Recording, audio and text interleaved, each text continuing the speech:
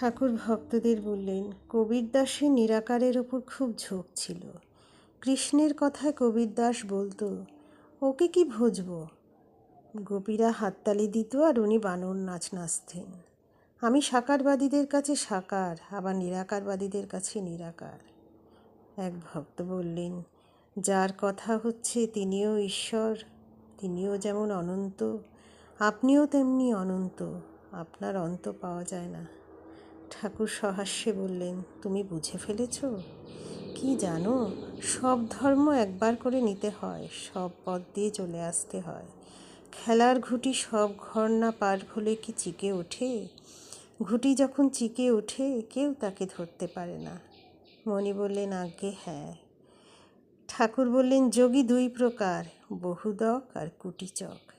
যে সাধু অনেক তীর্থ করে বেড়াচ্ছে, যার মনে এখনো শান্তি হয় নাই, তাকে বহুদক বলে।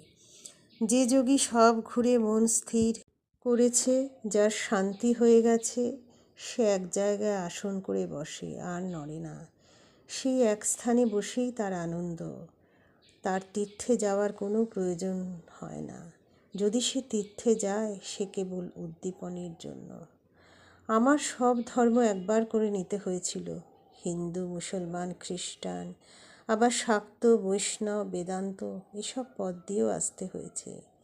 দেখলাম সেই একই ঈশ্বর, তার কাছেই সকলে আসছে ভিন্ন ভিন্ন পথ দিয়ে।